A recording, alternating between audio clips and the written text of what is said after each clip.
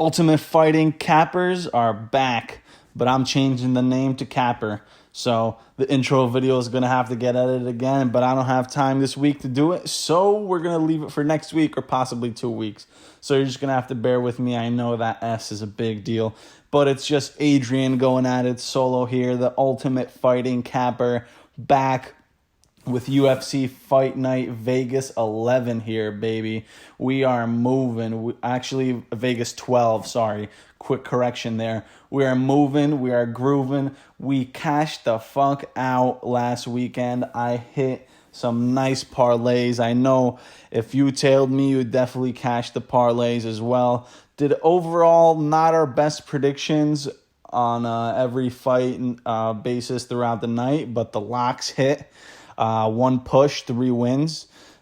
Beautiful, beautiful, beautiful time.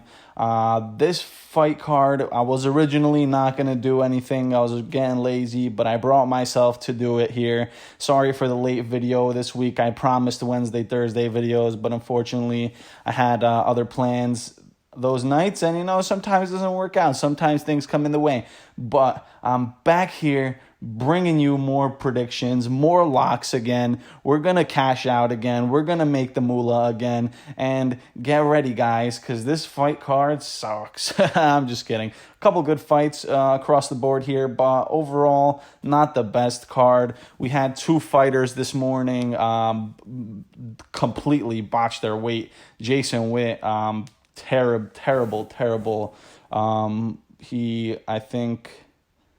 Jason Witt made weight, but Cole Williams missed weight by almost 5 pounds, so he's losing 40% of his purse. Jack Marshman, overweight by 2.5 pounds, losing 20% of his purse. And then Greg Hardy missed weight by 0.5 pound. They gave him another hour, thank God, to make weight, and he did. He took a nice little dump and shed and weighed in at 264.5, so we're good.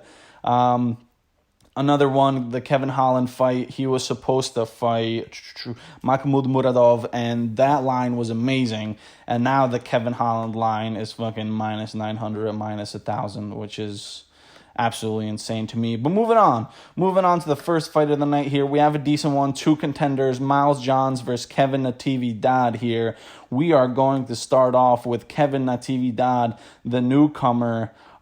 First fight ever in the UFC, currently on a 5-fight win streak. 4 of those 5 wins coming in the LFA, which is a good promotion. I like it a lot. He fought on the undercard for Brandon Royval versus Casey Kenny back in 2018. That was nice. Not the most convincing fighter, though.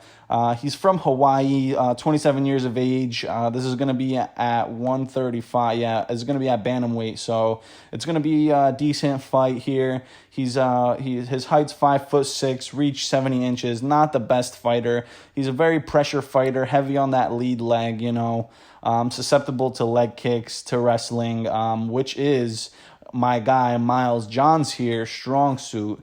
Miles Johns, 10-1, fighting out of Kansas, 26 years old, 5'7", 68-inch reach, 2-inch reach disadvantage in this fight, but it's not the worst. He's 1-1 inside the UFC.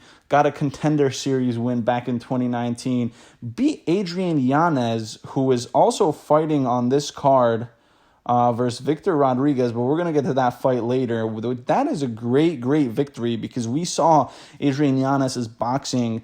If you haven't watched his Contender Series fight this past couple months ago, he really devastated the guy. He almost has I heard a lot of people comparing him to Jorge Masvidal-esque style of fighting, style of boxing, and I think he's gonna get the job done, but I think my boy Miles Johns is definitely going to get the job here against Kevin Natividad. I know that he has some good wrestling. He has some good wins by triangle choke, win by guillotine. He has good wrestling skills, so I'm looking to see Miles Johns really pick apart that lead leg of Natividad and then take him down to the ground.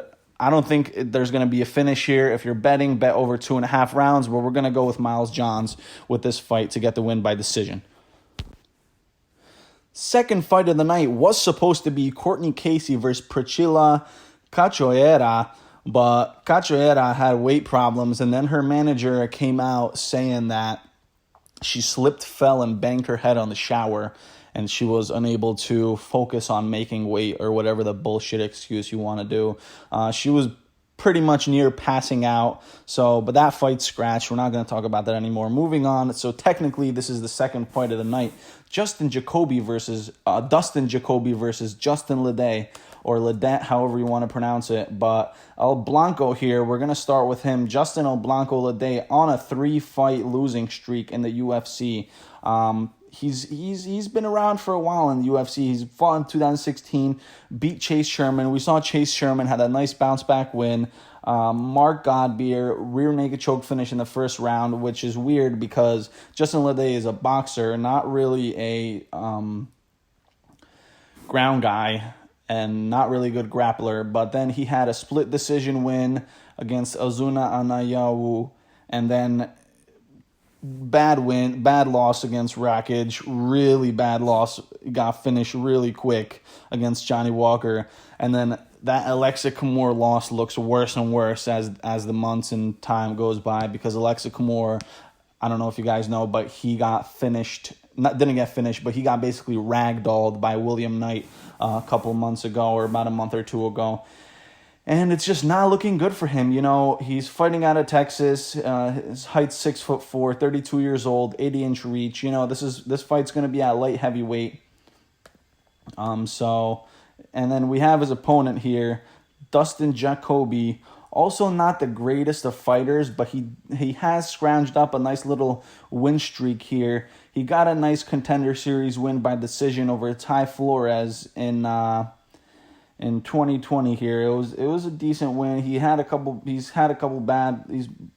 of kickboxing fights, got a couple bad losses, bad KOs, but I think he's finally starting to find his rhythm here, and I think he's going to be able to get the job done against Justin Lede here. He's coming in at 32 years of age, height 6'4", matches Justin Lede's height, and 2-inch reach disadvantage, fighting out of Colorado. You know, he's a good fighter. You know, he has good stand up, good leg kicks. I'm gonna see him trying to really work those leg kicks against Lede, which seemed to be a problem against Lede. Lede, we saw, has a very susceptible chin to getting knocked out. Johnny Walker finished him, but also Johnny Walker's a guy to either finish or get finished. Besides this fight against Nikita Krylov, where Krylov just basically backed him up against the cage for 3 rounds and got the job done. But we're going to go with just Dustin Anthony Jacoby here to win by KO in the 3rd round. Moving on to the 3rd fight of the night, we have Jason Witt versus Cole Williams here. Cole Williams, like I said in the beginning of the video, botched weight by 4.5 pounds. You never like to see that with a fighter, especially when it's, I believe, his 2nd fight in the UFC here.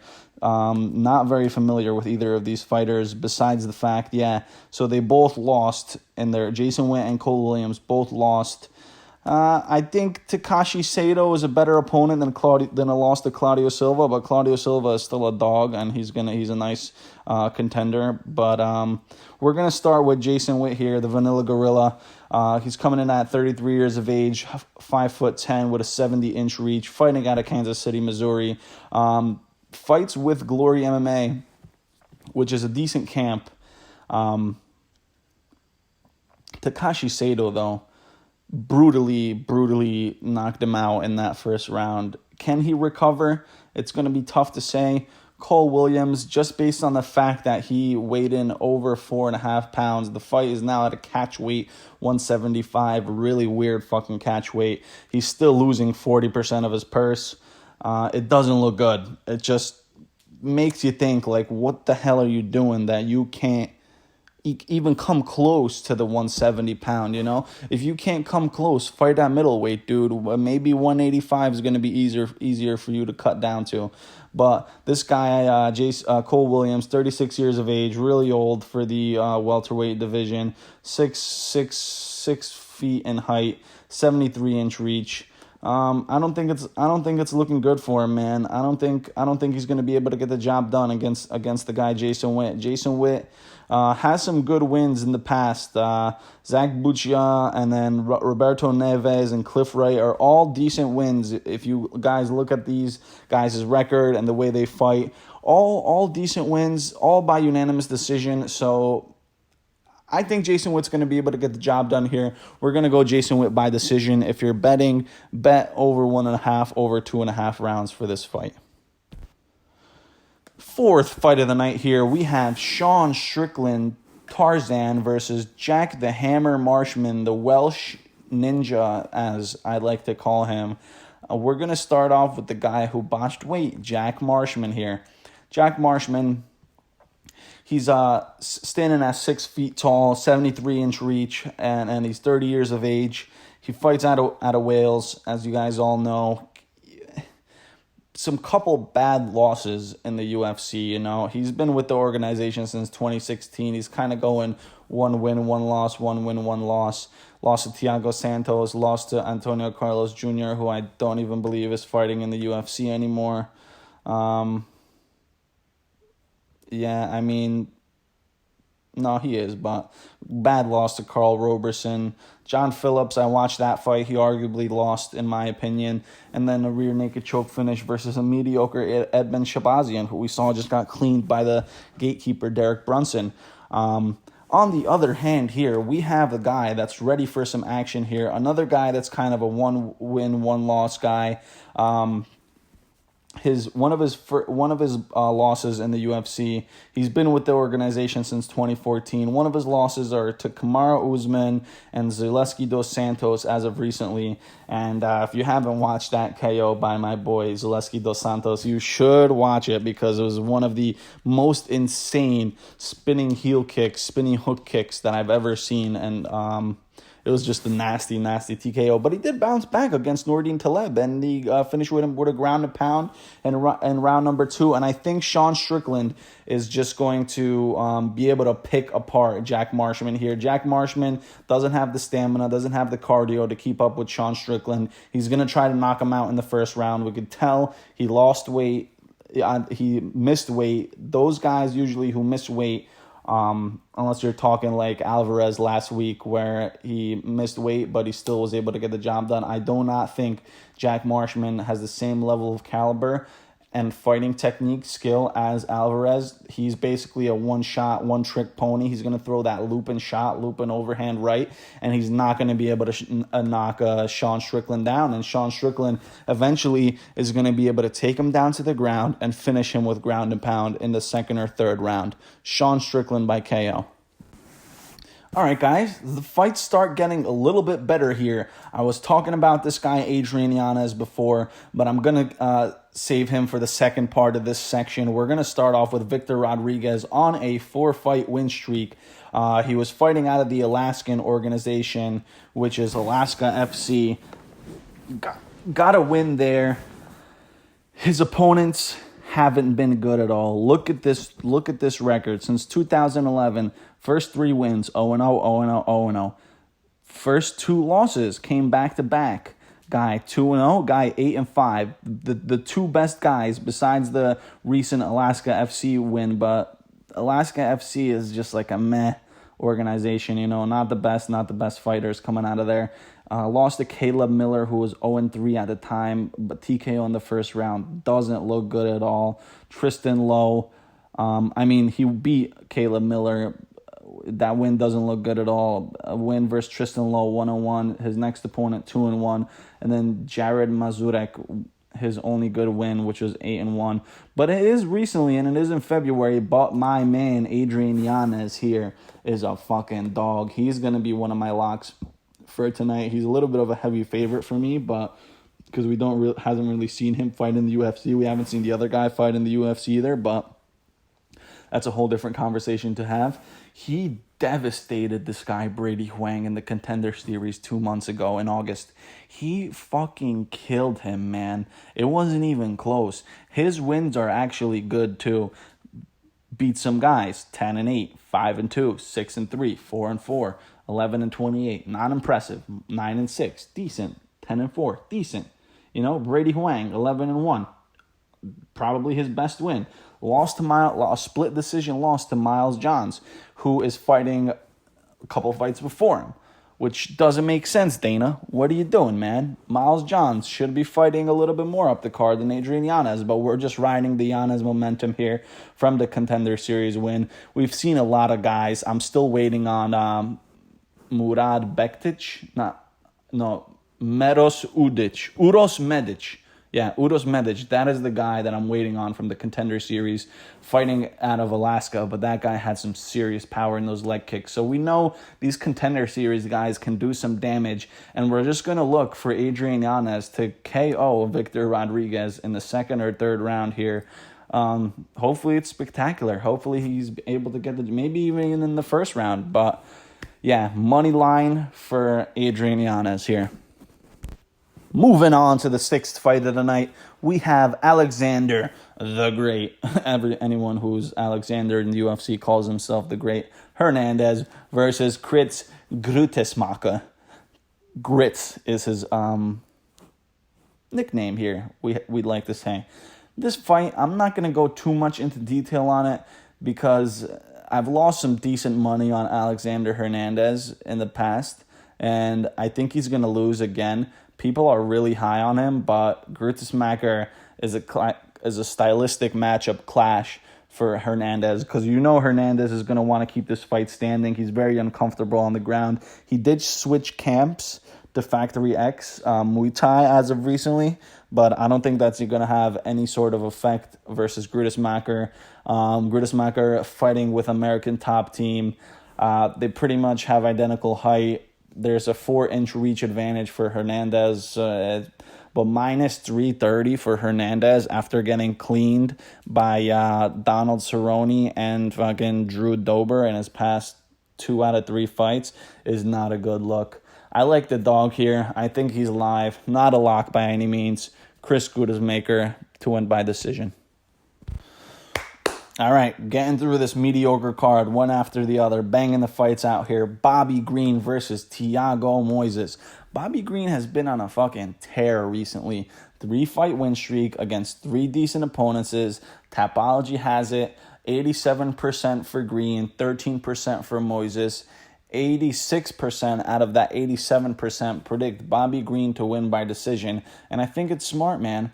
This guy, Thiago Moises, hasn't really shown us anything in the mixed martial arts game. He's another one of those fighters, win one, lose one, win one, lose one.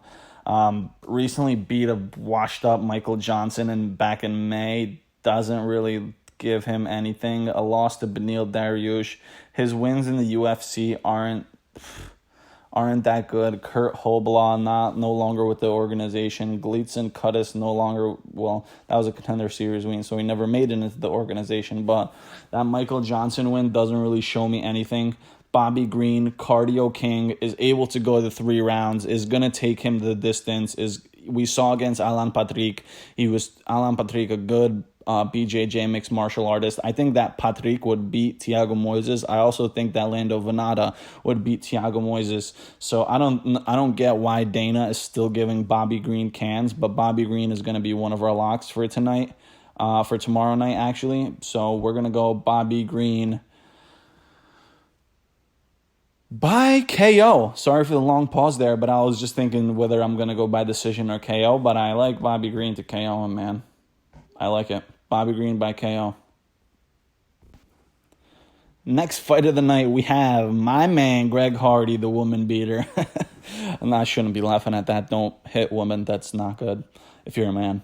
But versus the crochet boss, Maurice Green. This is going to be my fight of the night here. A lot of people say it's going to be a stinker. Greg Hardy has great fight IQ. You can't tell me otherwise. The minus 315 line is a complete stay away. This fight should be more of a pick'em.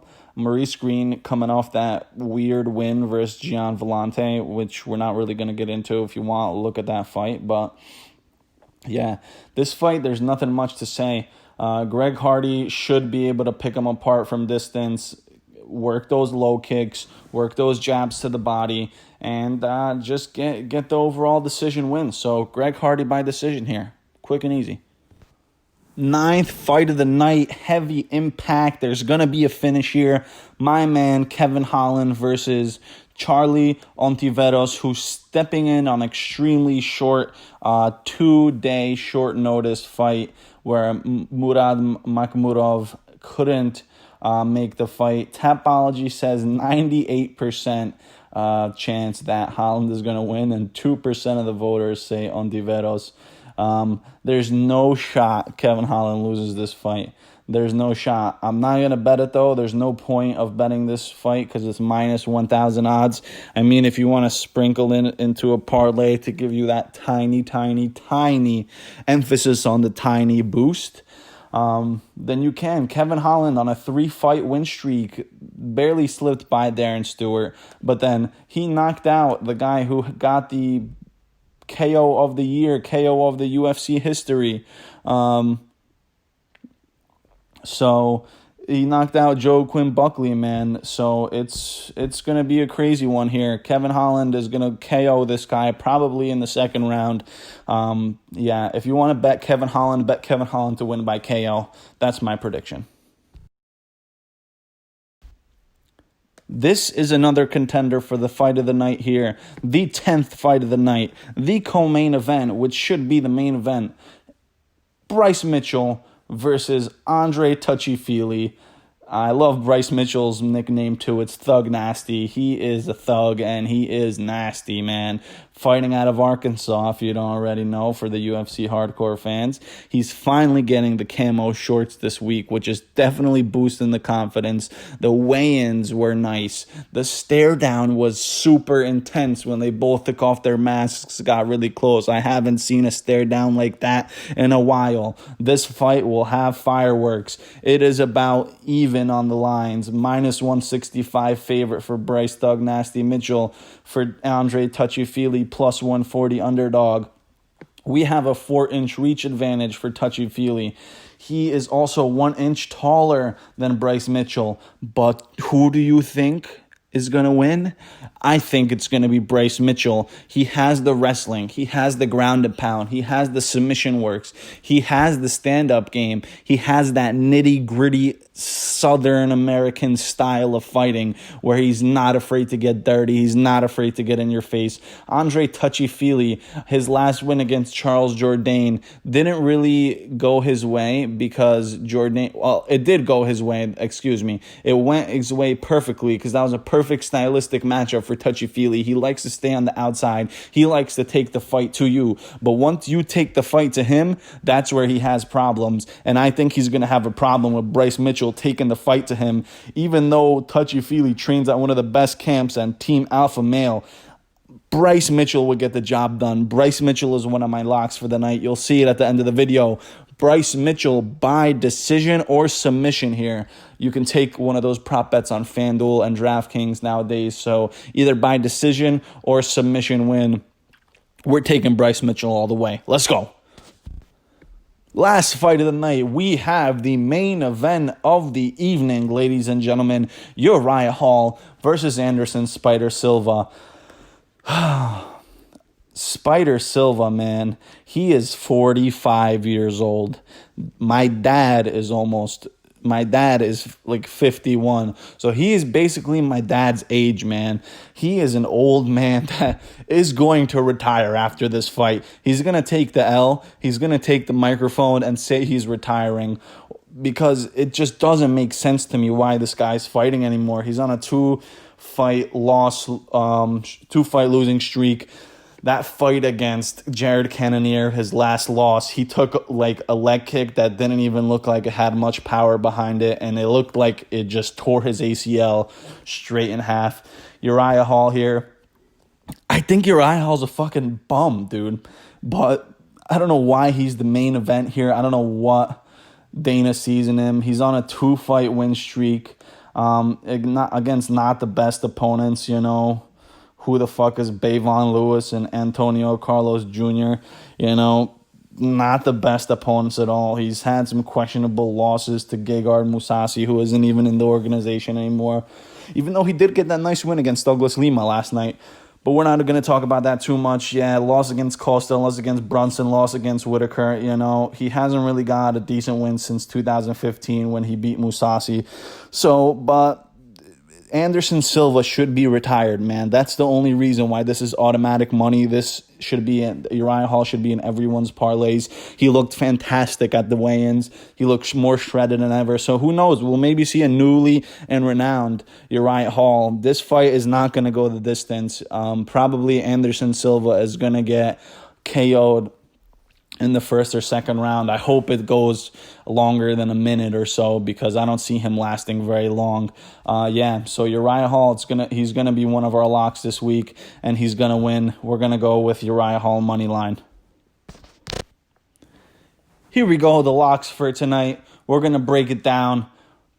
Uriah Hall, Bryce Mitchell, Adrian Yanez, Bobby Green should give you around a plus 200, plus 300, a nice little gentle parlay for the weekend for you to enjoy. I think all of these fighters should be able to blow their opponents out of the water. The only one that might have a little trouble is Bryce Mitchell, but I think he should be able to get the job done fairly simply and easily, even though in MMA nothing really comes quick and easy unless the opponent gets finished in the first round. So this is how we're going to do it tonight. Thank you for tuning in. Thank you for listening. As always, the Ultimate Fighting Capper is here to make money. I believe I am now on locks 18-3-1 with that push that happened with Daun Jung. I thought Daun Jung was going to blow Sam Alvey out of the water, but Daun Jung should have been throwing those elbows way sooner than he was. But 18-3-1 on the past 8 cards. Are you out of your fucking mind? You should be telling me every single UFC card if you want to make money, guys. Subscribe, leave that like, leave that comment. Please, please, please tell your friends, tell your mom about the Ultimate Fighting Capper because I'm not stopping. It's coming every day. Here we go. I mean, every week because UFC cards only once a week. But I am studying these cards every day, watching footage every day just so I can win you guys some money. And let's get it on.